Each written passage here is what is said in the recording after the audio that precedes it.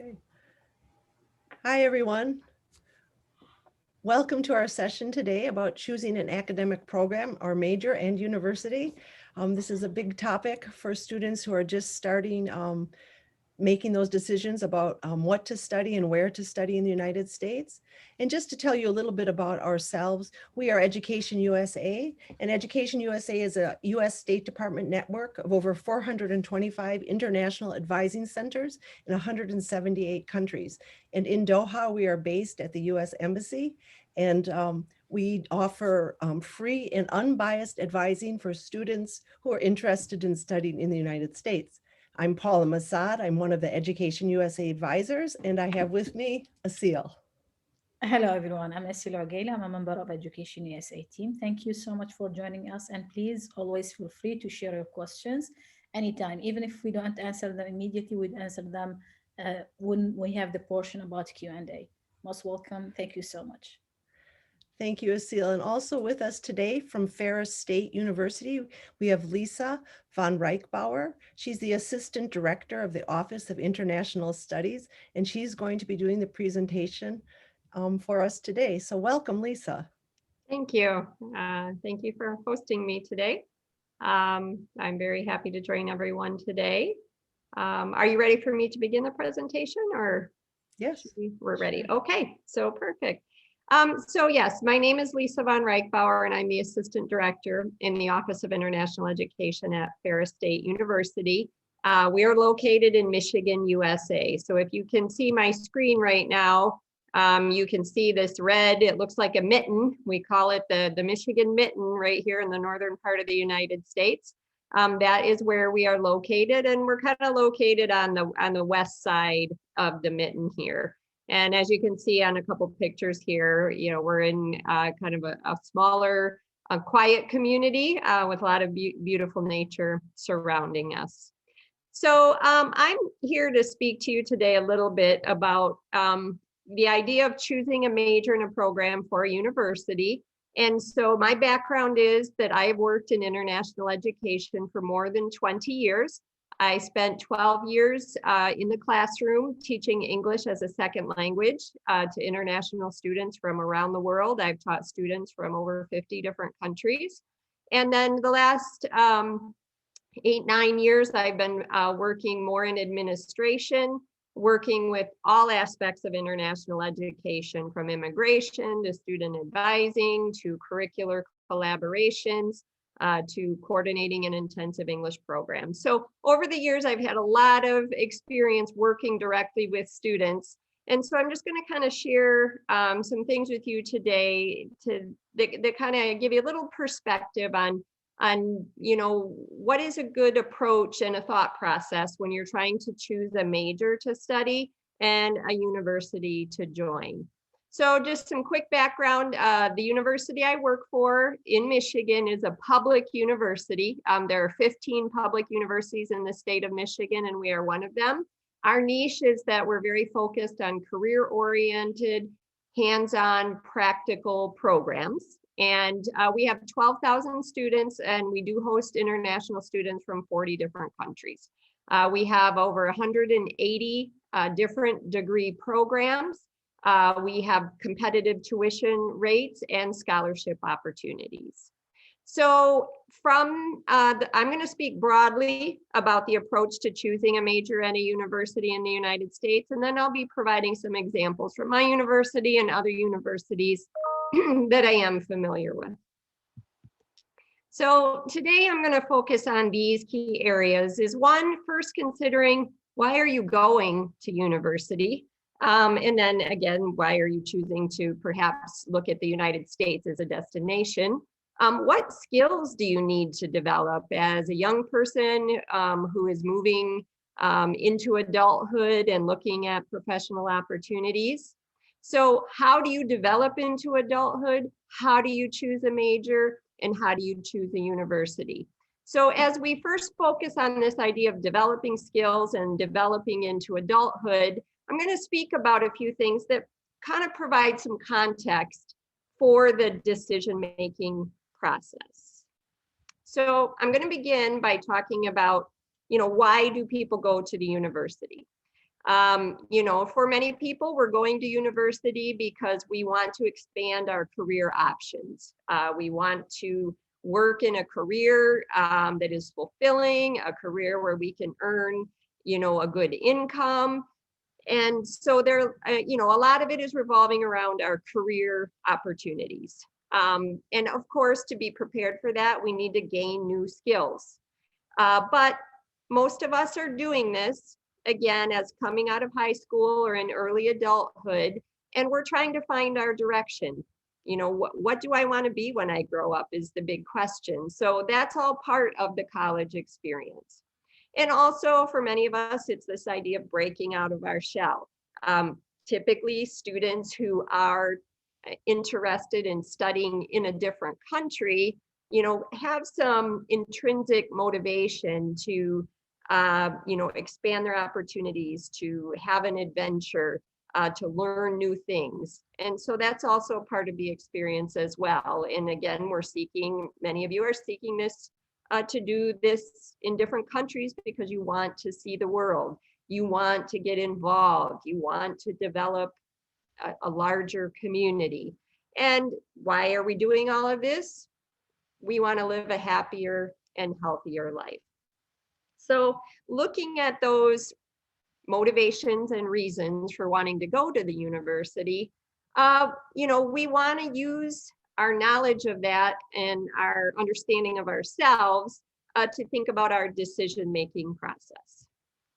So I'm going to talk a little bit about skills because, again, if we're developing ourselves for a career, we need to understand what careers in our current economy look like and what our career is going to look like in 10 or 20 years. So, you know, in the 21st century, what skills do we need? So I'm just sharing here in this PowerPoint some information from the World Economic Forum that really talks about, you know, what people need to develop in terms of skills and character qualities to be successful in our current and future economy.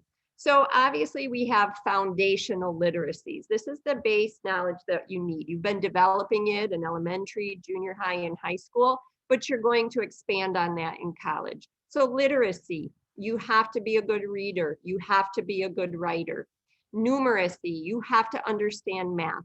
You need to be able to, you know, work with data, work with numbers. We all need to have some scientific literacy. Again, just looking at the COVID crisis that we're all experiencing now, having scientific literacy helps us understand some of the policies that our governments are making and how we can work together to solve this problem.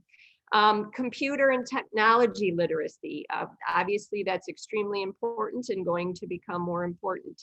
Financial literacy, we all need to take care of our own financial lives.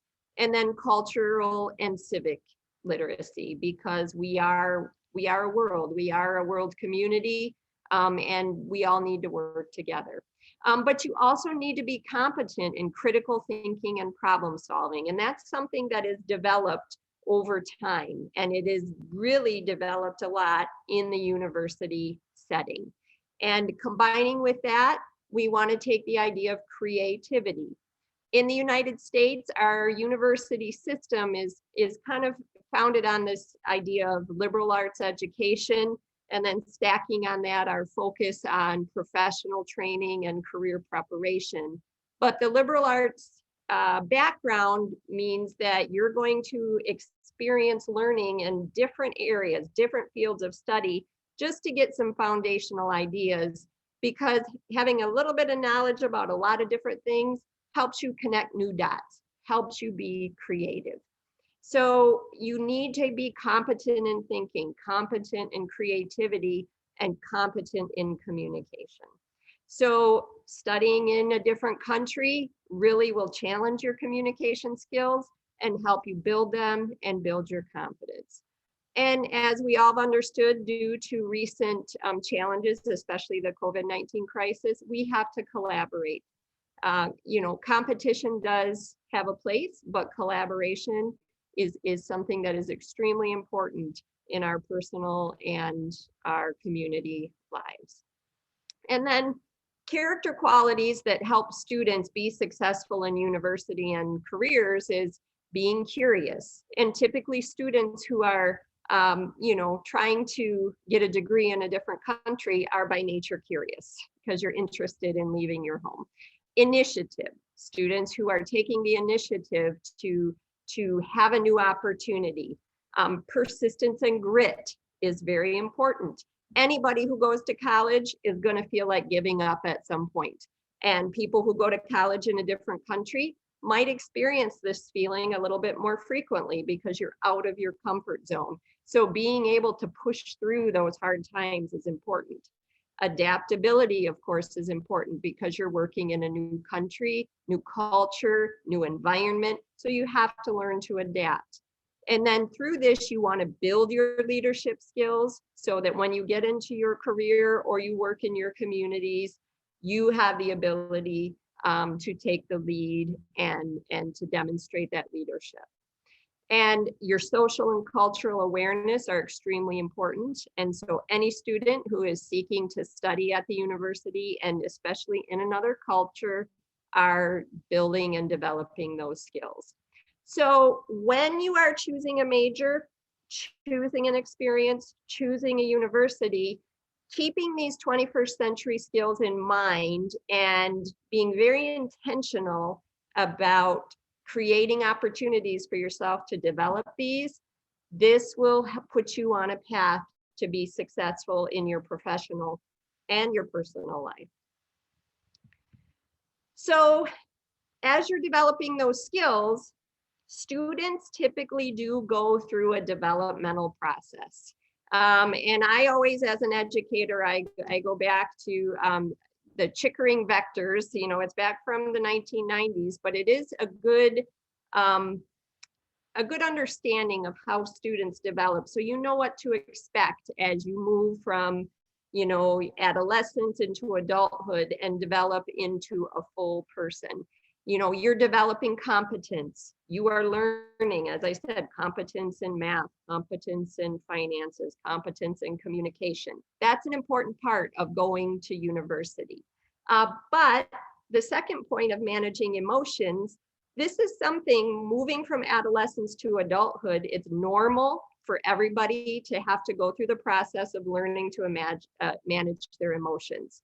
And managing your emotions, especially students who move into a new environment, it does challenge your emotions. You miss your home, you're in a new environment, you don't have as much confidence maybe as you did before. So you're going to experience a lot of emotional ups and downs, and that's okay, and that's normal. But managing those is part of something that you have to work through as a student.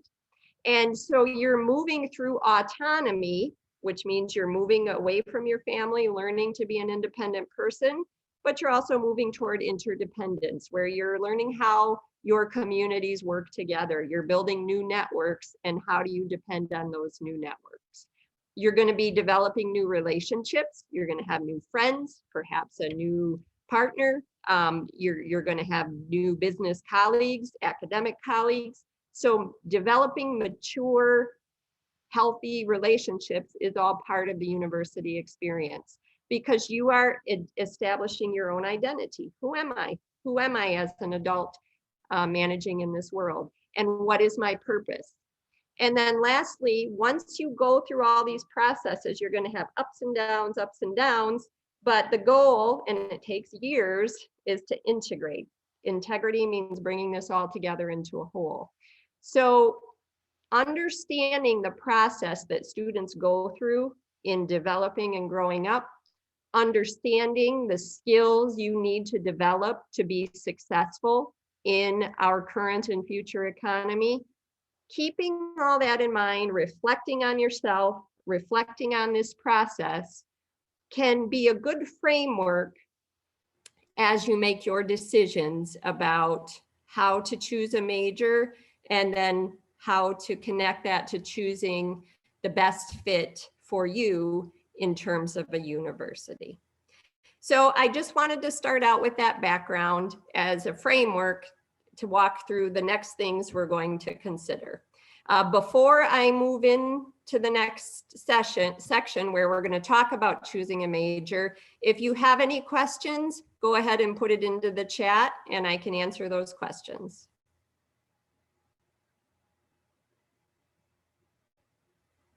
Okay, if we don't have any questions right now, then I'm going to continue.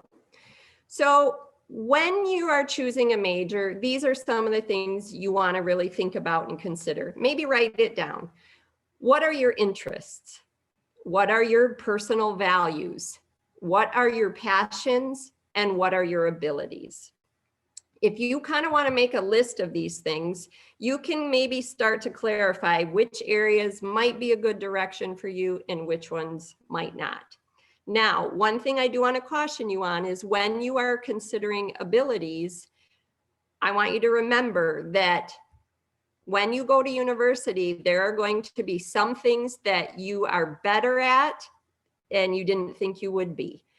There are also going to be some things that you thought you would be good at and you're maybe not going to be so good at it. So abilities are something you do need to consider, but I want you to always remember that you have the opportunity to develop and strengthen new abilities.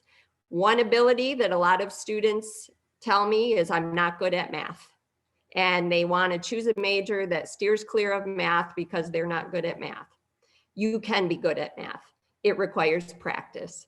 And a lot of universities provide significant support. So if there's something you have a passion for, but you think you're going to avoid it because you think maybe I'm not good at math, I reconsider that and say, what can I do to improve math? Consider your future. What job do you want? And where do you want to work and live? So I hear lots of students that say, oh, I want a degree in engineering. And I ask why, and they can't really explain it. It's just something that's popular in their community. Maybe their family thinks it would be a good idea, but they don't really know why they want to do it. You want to understand what the jobs look like if you have that major. And if you know where you want to work and live, and again, you're going to change your mind, but if you have an idea that you want to live in a specific country or work in a specific country, you kind of want to understand whether that job exists there and how easy it would be to get a job in that location. So I want you to do what I'm going to call a reality check. When you think of a major, I want you to look at the labor statistics in particular countries. How many people work in that field? What is the general income for that job? And one thing that I always required my students to do in the classroom is I would make them go on the internet and some of these job search sites, like we have a popular one called Indeed, where they post a lot of jobs around the United States. And I say, go find a job posting for a job that you think you want.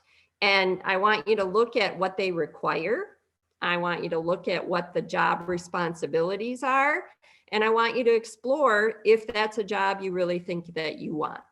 And then if you say, yes, I want that job, and that job requires this particular major, I want you to do some research to find out how many schools offer that major. Is it easily accessible, or is there only a few, 3 or 4 schools that offer that major? And how many seats are available? How many students am I going to be competing with in order to get a seat in that program? Those are some of the things you really need to do to look at before you make a decision. But it's okay to give yourself time. It's okay to get help in this process by asking your family members, asking your counselors at school, asking counselors when you arrive to university, if you're still undecided. You can get some help with this, and it's okay to change your mind. Many students in the United States change their mind about their major, and it's okay to do that. But you do have to consider the investment of your time and money, because every time you change a major, you're probably going to require extra classes, which means more time and more money. So although it's very common for people to change their major, you want to do it carefully, because you are investing a lot of time and money.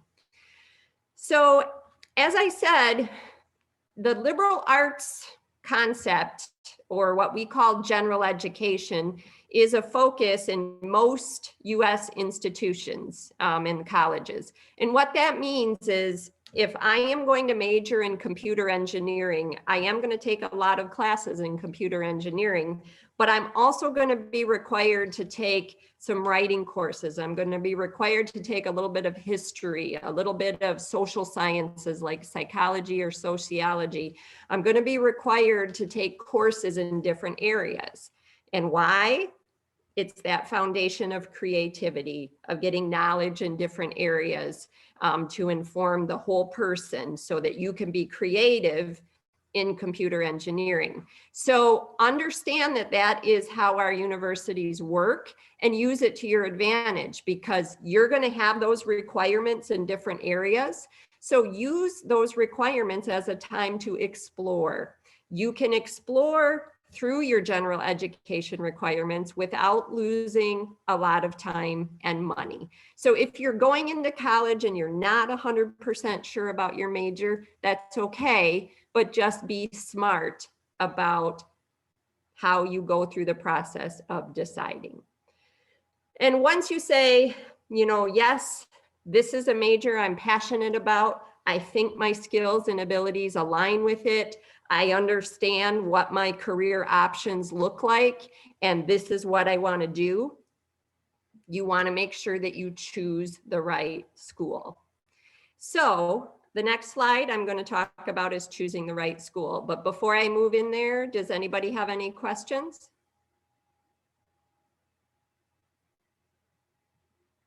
Okay. Then I'm going to move on, but feel free at any time to throw a question into the chat, and you know, I'll take time out to answer it. So when you're choosing a school, what are the things you want to consider?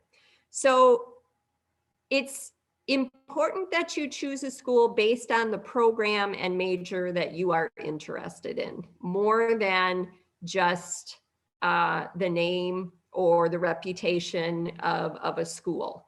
I mean, yes, the reputation and ranking of a school can be very important, but if it doesn't align well with your program or your major, it's not a good choice. So research the program offerings at any school that you're looking at. What programs do they offer? And then narrow in on your programs of interest. So do they offer what I want? And you know, what are the options? And then what do those programs look like? You can see through their website what classes you have to take, what your requirements are to graduate. So you should be looking very closely at that information. Look up the major, look up the courses you have to take, and look up all the graduation requirements. And then also look up additional information. You want to look at the extras. So for example, experiential learning opportunities. Do they have internship opportunities? Do they have study abroad opportunities where I could maybe go study in a third country for a few weeks or a semester? You know, what opportunities do I have to work in a lab? What opportunities do I have to do research? Can I do research with a faculty member? You want to look at those experiential learning opportunities in addition to the classes. You also want to look at what academic support systems does the university offer. If I am struggling with a class, do they have tutoring? If they have tutoring, do I have to pay for it? Is it free? How does it work? If I have to write a lot of papers, do they have a support center that can help me with my writing? If I am struggling making the adjustment because I'm homesick, is there a counselor that I can speak to? Those are all of the things you want to look at in terms of looking at the extras, and also looking at their facilities. If I am going into an engineering program, what kind of lab facilities do they have so that I can get practical experience? If I'm going into a hard science like biology or chemistry, what do their labs look like? Those are the things you want to look at in addition to the classes. And you also want to look at class sizes. For example, I work at Ferris State University, and our university is known for having small class sizes. The class sizes are typically around 30 students. Once in a while, we'll have a class with 50 or 60 or 70, but it's rare. And you'll have some classes as small as 12. So you want to look at, well, I like that idea of being in a small classroom. That appeals to me. Where if you go to a larger university, so for example, in Michigan, many students are familiar with Michigan State University. It's the largest university in Michigan. But in your first couple years, you will have classes with 500 or 600 students in a lecture hall. And so you want to say, does that appeal to me? Is that something that works for me? You also want to take a look, as I said, you need to focus on the program and focus on the faculty in the program. Who is going to be teaching me? What is their background? You should be able to find on the website where your professors went to school. Have they worked in industry? Do they have industry experience? What networks do they have that I can tap into? Networks are very important. And so, for example, if students are going to Harvard, a highly ranked university, you're going to have access to some very high level networks. But if you come to Ferris State University and you major in an engineering field, you're going to get some fantastic networks into industry. Because our professors all came from industry. So if you're going to major in plastics engineering, then your faculty have networks to all the plastics companies around the United States and even around the world. Our business faculty at Ferris come from industry as well. So they can tap into their networks to help you with internships and job opportunities. So look at your faculty and understand what networks you can gain through your experience. And then you want to take a look at who the faculty are, but who is actually teaching classes. So some larger universities, some of your classes may be taught by teaching assistants or graduate assistants. These are students studying their master's degrees who are teaching bachelor level students while they study. And there's nothing wrong with graduate assistants and teaching assistants. Some of them are very, very good, but you want to understand if the faculty in the program will actually be teaching your classes, and if so, how many, and who teaches your labs. Do they use assistants for the labs or faculty? So some larger universities, you might have very little contact with the faculty. At some smaller universities, you might have very close contact. So again, as an example, where I work at Ferris State, our faculty have very close contact with their students. The faculty teach all of the lectures and all of the labs. We do not use teaching assistants in any of our classes. So you would have the opportunity to develop a close relationship with your faculty. But in a larger school, you might have a bigger network with your fellow students. You would have more students to network with. So you need to decide what works for you. The fourth point here is consulting the rankings. Rankings are important to a lot of students and to a lot of families, and rankings do give good information about schools. But when you look at rankings, you want to dig deeper into the ranking criteria. So when you see a ranking of a school, you want to take a look at what that organization used to develop the ranking. Dig a little bit deeper and try to understand which aspects of that ranking inform your needs. Also, in addition to just looking at the ranking of the whole institution, explore program level rankings. So again, I'll use my school as an example. We're a smaller regional state university. So across the nation of the 5,000 institutions, we're not going to rank really high because we're, in the same pot with, your Harvards and Michigan States and things like that. But if you look into the ranking criteria, we do very well in certain areas. And some of our programs are very highly ranked. So for example, we have a master's program in cybersecurity that is the 21st program in the whole of the United States. And we have a highly ranked digital animation program and some of our nursing. So those are things you want to look at the program level, but look at the background of the ranking to understand how those numbers were chosen. You also want to consider the impact on you. Oh, I have a typing mistake. I apologize. On your future professional plans. So in the career that you want, how would the institution that you choose help you achieve the goals that you are seeking? And so once you're looking at the academic side of things, you do want to consider the fact that you're going to be living here for at least 4 years. So research the area and do a virtual campus visit, unless of course you're able to actually physically travel and visit the campus beforehand. Many people are not. Campuses now have very good virtual campus visits. So you can pretty much navigate most corners of the university by camera and really understand what the campus and the community looks like.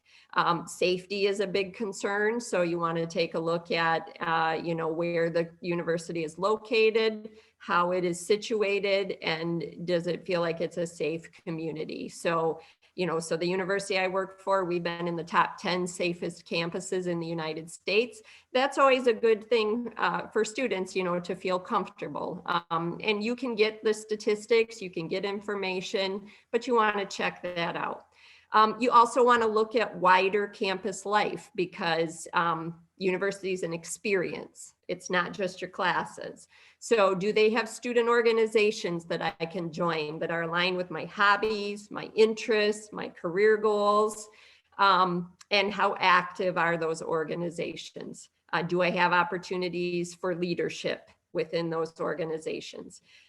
Recreation, do they have recreation facilities so that I can exercise and be healthy? Do they have sports teams that I can go watch for leisure? Residence life, what is it like to live on campus? What are their dormitories like? Do they have apartments off campus? Where do I eat? What kind of food do they have? Yes, your academics are important, but food is kind of something that comes down to a very basic need as well. So you want to check that out.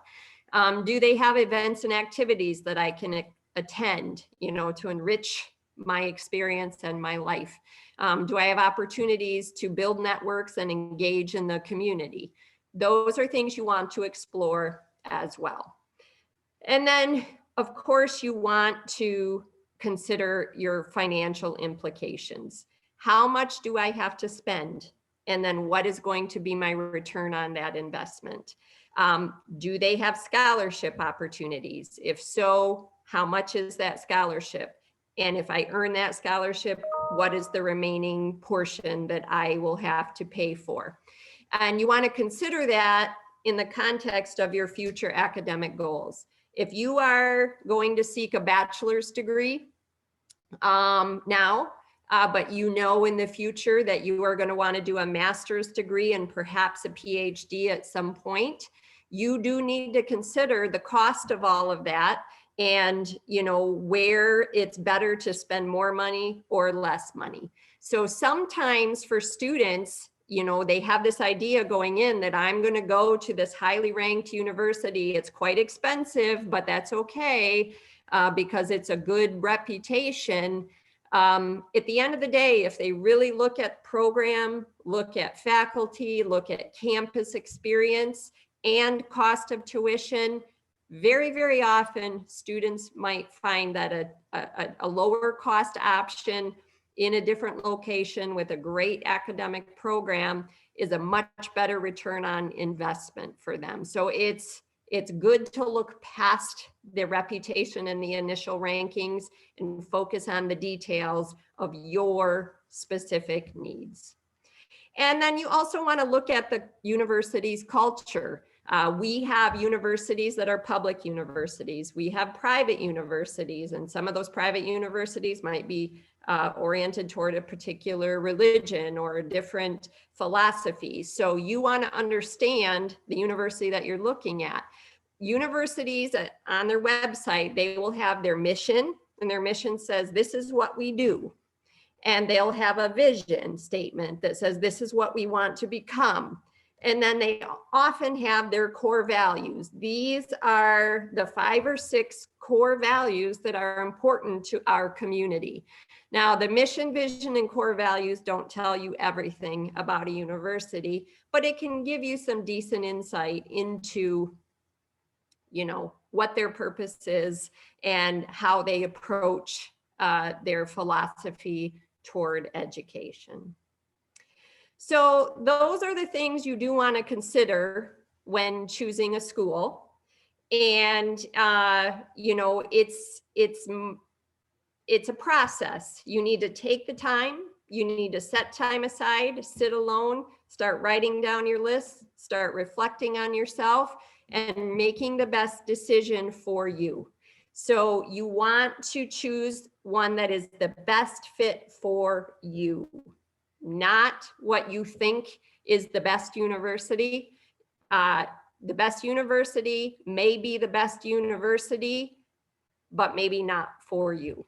So those are the things that you want to make sure that you choose wisely, because you can have a fantastic education anywhere. It's what you make of it.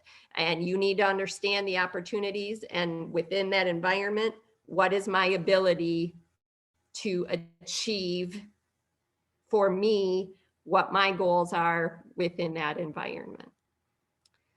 So what questions do you have about the process that I've explained so far? Right now, I'm going to take a few questions about, you know, what I've explained, and then I can spend a little bit of time talking about, you know, my university, just to provide some more context.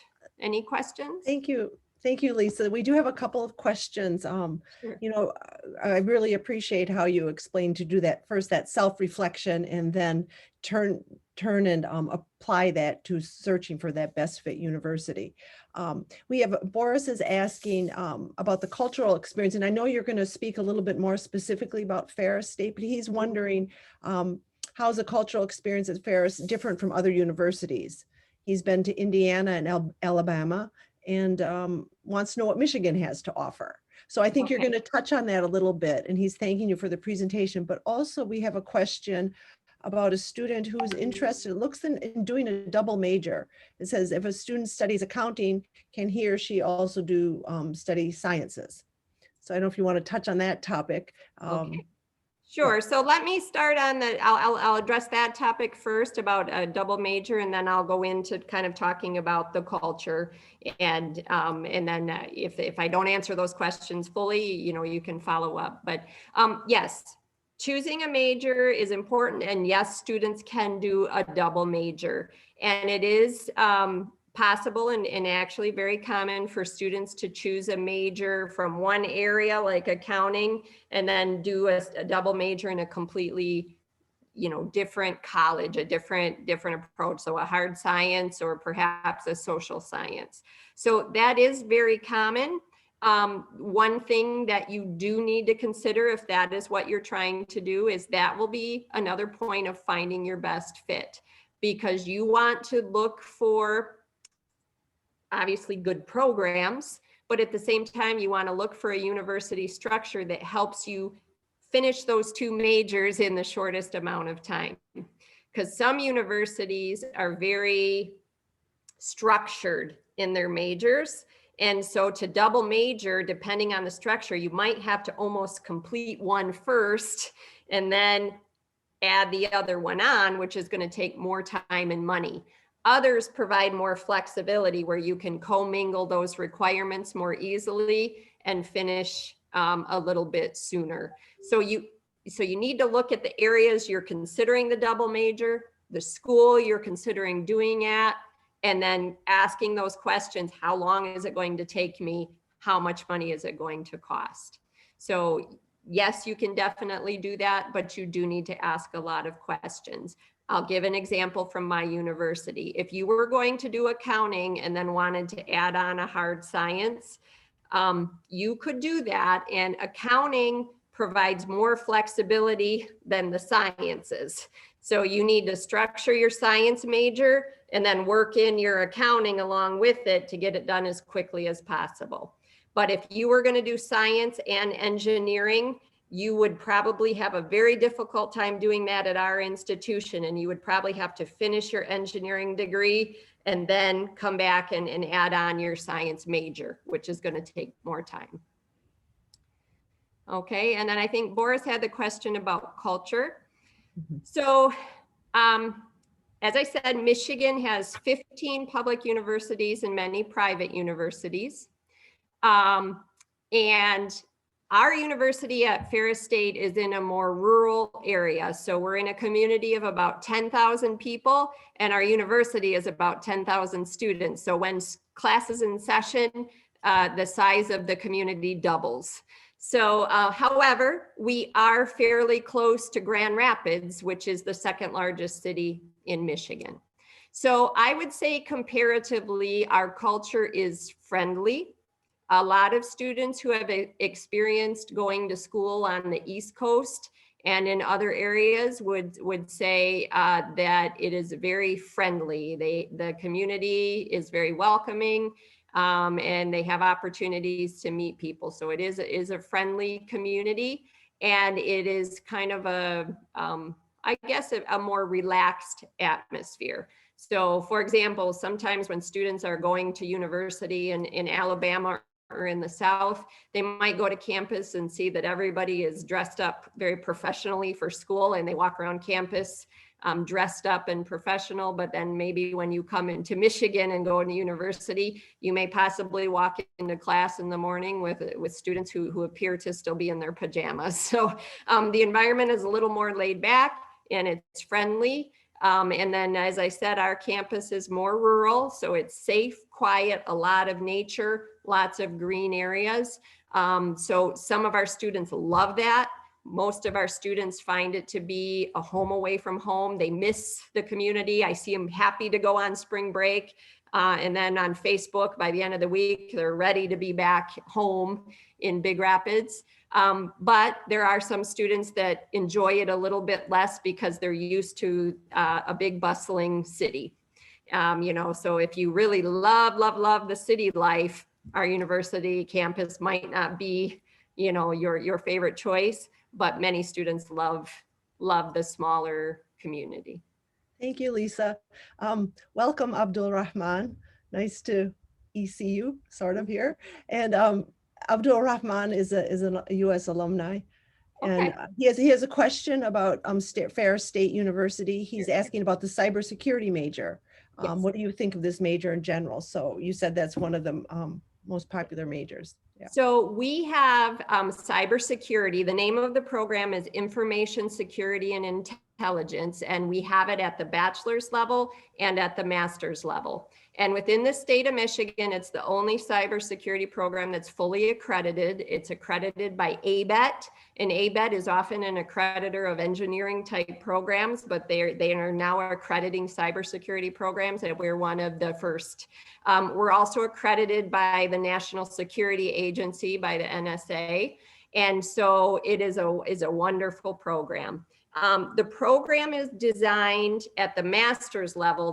The undergraduate level gives you a broad focus in all of it. And then at the master's level, you choose one of three concentrations. You can choose to do incident response, which is really focused on security and hacking, preventing hacking or responding to it. We have a business data analytics concentration, and this is broader, and this is actually a good concentration because it really focuses on how do you collect, store, analyze, and use big data, and obviously keep it safe. And so this is a really good concentration with the cybersecurity degree. And then the third track is called project management.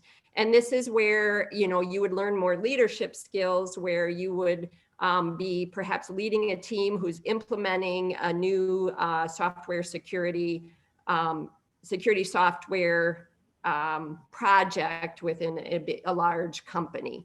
And so project management is a good way to go. If you're going to do project management, you have to really work hard to develop your communication skills, both written and spoken, and really work hard to integrate into the community so that you have very solid cultural awareness and navigation skills. Abdul Rahman and Boris, both, I would invite you to unmute your mics if you would like to ask your question directly, if you or have any additional questions. Well, just thank you very much for this wonderful presentation. And another question is probably about maybe graduate programs. What kind of graduate programs do you offer, and including masters and PhDs? Thank you. So our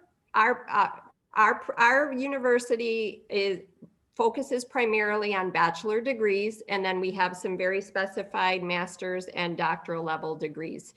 So at the master's level, our information security and intelligence is our most popular degree with international students. We also have master's programs in education. So we have educational leadership, curriculum development, and also special education, which are also very popular internationally. We do have a master's in social work that's focused on clinical social work. So somebody who would be more of a counselor type situation. It's not a policy type degree. And then we are working on developing a master's in data analytics and potentially in artificial intelligence, where we have the bachelor's going in artificial intelligence and we're working on the master's level. It's just not implemented yet. At the doctoral level, we have two major programs, and one is our Doctor of Pharmacy program, which is one of two in Michigan, and then the Doctor of Optometry, which is eye doctor, and we're the only optometry college in Michigan. So those are excellent programs, and our undergraduate pre-optometry, pre-pharmacy, pre-medicine programs are phenomenal, and they do a great job preparing students for those programs. But those doctoral level programs are very hard to enter with undergraduate or master's degree outside the United States. So if students kind of have the track where they're going through the pre-program here, then they can easily go into those programs. Thank you, Lisa. I think we took a little bit of a break here, and you were going to speak a little bit about Ferris State specifically. We'd love to hear some more information. Okay, so I'll just go through a few slides about our university, and then if more questions come up, I'm happy to take those. Okay, so again, as I said, it's our campus is green, walkable, and it's within a short distance of the community that we live. So here are just some pictures of our campus in the different seasons. I did not have a picture of the snow in there, but it is snowing here right now. So we do have 4 distinct seasons here in Michigan. And our university is actually named after Woodbridge Ferris, who was the governor of Michigan. He started our university in the 1800s. It's 135 years old. Woodbridge was actually a candidate for president of the United States, but he didn't win. So that's why you probably don't know his name. But he, he was a very influential man and started on a wonderful philosophy of education for all. And he was a very progressive man. We had international students 100 years ago who studied English at our institute. We had African-American students and women who were in our first graduating classes. So we have a long history of being an inclusive university. We have facilities that with a lot of really state-of-the-art lab equipment. So our computers for our design programs and our computer-related programs. We have a cyber range for our cybersecurity program where you can kind of do hacking in a closed environment. In our engineering programs are engineering technology focused, so they're very hands-on, practical. if you go into an engineering technology program, you are going to be in the lab your first semester. A lot of pure engineering programs, you might not get into the engineering piece till your third year. You'll start right out in your first semester here at Ferris. We have 180 degree programs. This list that I'm showing right here is just a few programs that we have interest from with international students. There are more, obviously, in addition to this, but kind of some key features. We do have architecture and sustainability. Our heating, ventilation, and cooling degree is, it's a bachelor's degree in engineering technology. So it's not like a skilled trade program. It's an engineering program, phenomenal program, and students take leadership roles in the industry across the country. We have a manufacturing and mechanical degrees that are very career oriented. We have plastics engineering and rubber engineering technology. Again, very connected to industry. The industry actually funds our facilities and they provide our equipment. So students work on equipment developed by German engineers, Japanese engineers, and American engineers. So they really understand the differences in equipment around the world. We have surveying engineering, which we're very well known for. Welding engineering, and this is not, again, a welding technical degree. It's a welding engineering program that is highly competitive. We often have a wait list. But it is a phenomenal program. And so, we have international students who've graduated. One of our international students from Saudi Arabia who recently graduated now works for Tesla out in California, managing welding on Tesla vehicles. So we do have accounting and finance. We have a great business program. And again, our business faculty come from industry. In our business program, we have a double degree option with our German partner. So you could do 3 years in Big Rapids, 1 year in Germany. And at the end of that, you would have a degree from both Ferris and Rheinwald University in Germany.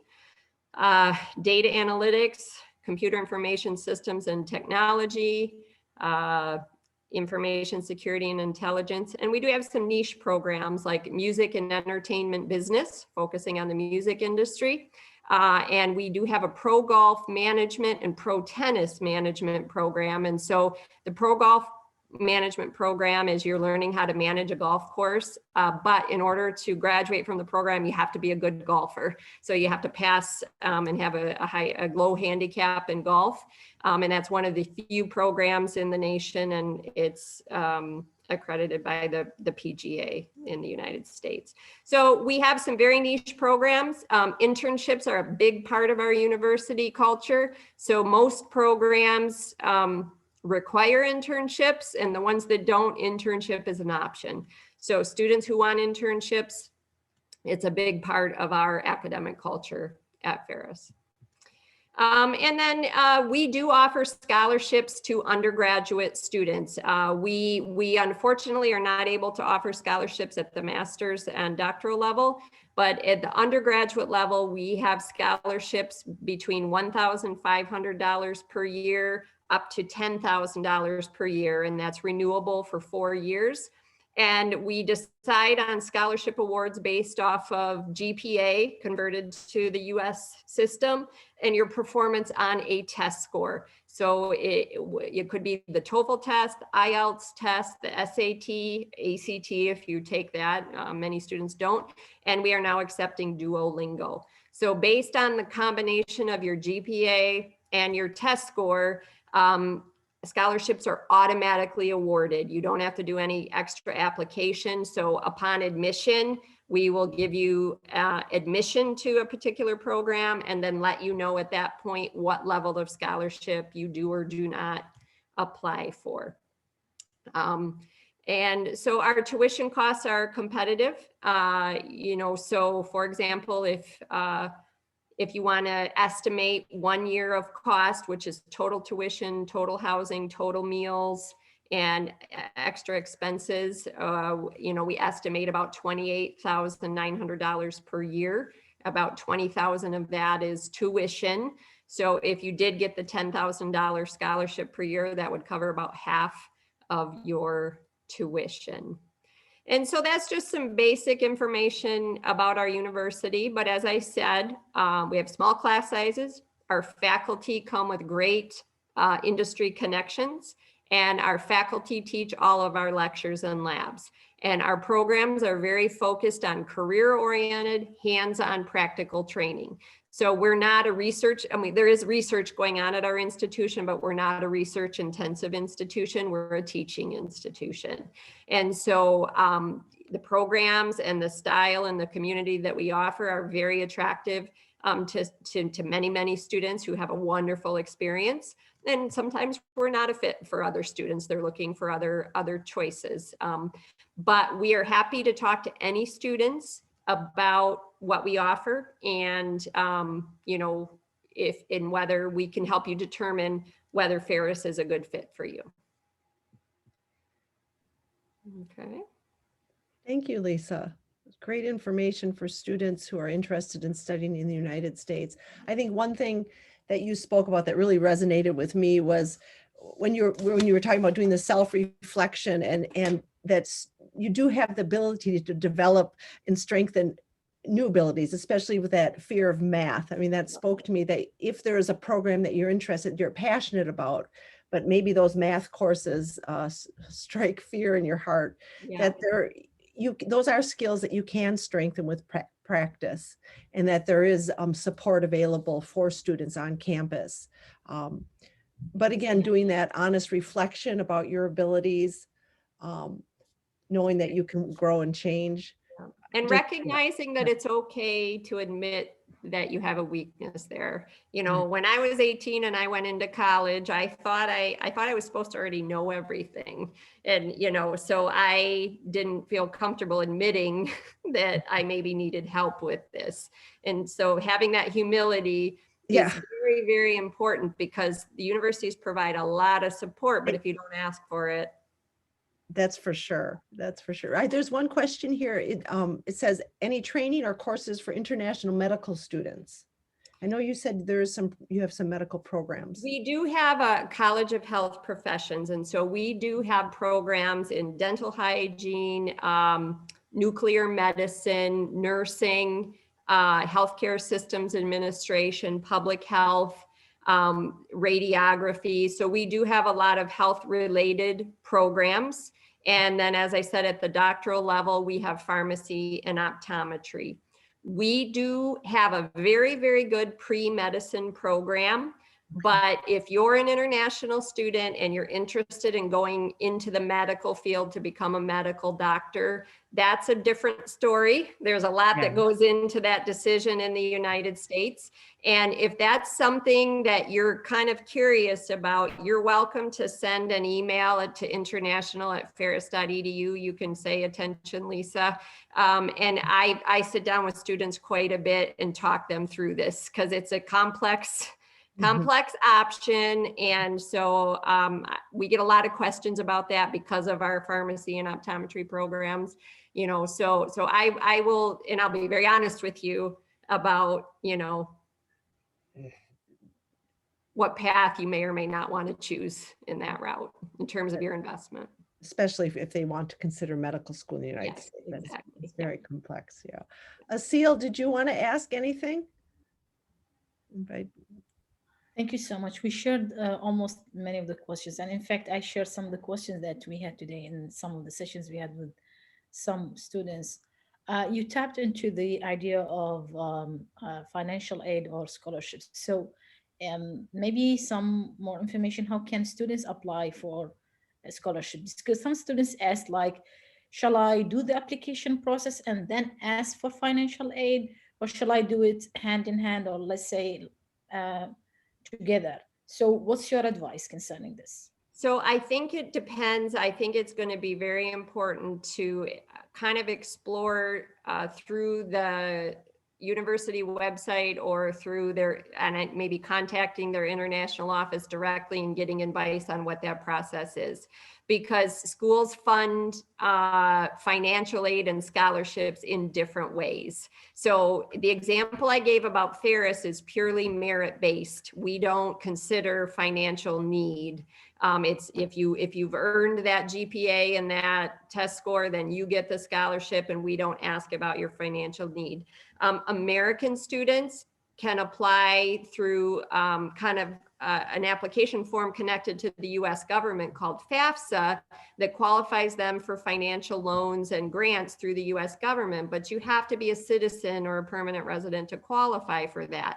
But some universities have a similar application for international students where you're reporting income and financial need. And then some universities are making those decisions and offering more financial aid as opposed to just merit-based scholarships. So it's very important to find out how each university processes it. And so look on the website, but if it's not clear to you, I would contact an international office directly and just say, hey, I need advice. What's the best way to do this? And they should be able to answer that question for you. And Great, then thank you so much. one final question. What is the application deadline for if students want to apply for the fall semester? When do they have to, what's the deadline? So at our university, every university kind of has different deadlines, but we have pretty quick admissions process. And so we are actually have for fall semester, our posted deadline is June 15th. Wow. But Okay. I am encouraging all students who would need to get a visa to come to the United States to have everything done by April. And the reason I say that is you can start making visa appointments 4 months before arrival. You want to be ready to go to start that process. Because of COVID, we're having quite a few delays with the visa process. So the earlier you're ready to go, the earlier you can get into that process. Because what we're finding for fall, or it happened in spring, is some embassies are honoring emergency visa appointments for students who need to travel, but you cannot request an emergency appointment until you have a regular appointment. So for example, we had a student who came from Nigeria in January. She had originally booked an appointment and didn't get it until April of 2021. And once she got that April appointment in December, she was able to request an emergency visa appointment. And that we had some students in India who couldn't even get that April appointment, so they didn't even have the option to request the emergency. And every embassy is different. COVID's going to change. We have no idea what to expect, but the sooner you get it done, the more options you have. That's great advice. Thank you for sharing those stories with us. I mean, there's so many complexities around the visa process. Yeah. I know that at the embassy in Doha, we are processing student visas. Students can make appointments for their student visa, their interview appointment. Wonderful. That's great to hear. Asil, did you have another question? Thank you. Thank you. You mentioned something about FAFSA. So if a student is a US citizen, but he spent majority of his life like outside of the States, so are they eligible for this application for a scholarship or any kind of support? Yeah, so if they have US citizenship, even if they've been outside the United States, they are eligible to fill out a FAFSA form. So they can go fill out the FAFSA form, but then they are going to need to speak to the university about how to process their admission. Because are they going to come through as a domestic student, or are they still going to come through the international route? So for example, at Ferris, the students do the FAFSA. Our office coordinates with the domestic admissions, but we do the review of all of the international transcripts and those types of things. So you want to make sure you're talking to the right people, and you want to double check that the right people are talking to the other right people, because it can get a little tricky. So, I mean, and I can speak to that, Asil, because my kids, my own personal children, grew up overseas. So they're international students on the one hand, but US citizens. And because I'm a US taxpayer, I was able to fill out the FAFSA. But it does get complicated at different points for sure. For sure. Yeah, because we had a question today in one of our sessions with some students. Yeah. Thank you so much for this really informative session. Thank you so much for taking the time to answer the questions. Thanks for everyone who joined us through Zoom, all the people and students and families who are watching us also through Facebook page. Please keep an eye on our Facebook page. There are always announcements of our upcoming sessions, and keep sending us any inquiries through doha@educationusa.org. And keep an eye, because there would be also, maybe in the near future, there would be some announcement of virtual education fair in April. So keep an eye on this. And we would have some other sessions as well in the upcoming weeks. So there will be a session on common application for students. There would be a session on maritime education and academy and programs in the States. So please keep an eye on our Facebook page and stay in touch with us. And we hope to see you in some other sessions, and we hope that you would benefit from all of these sessions. Thank you, Lucia. And Thank thank you, you. Lisa. Really, it Very was, nice Thank you so joining much. today. and thank you Wonderful. for all participants. Thank you. Yeah, thank you.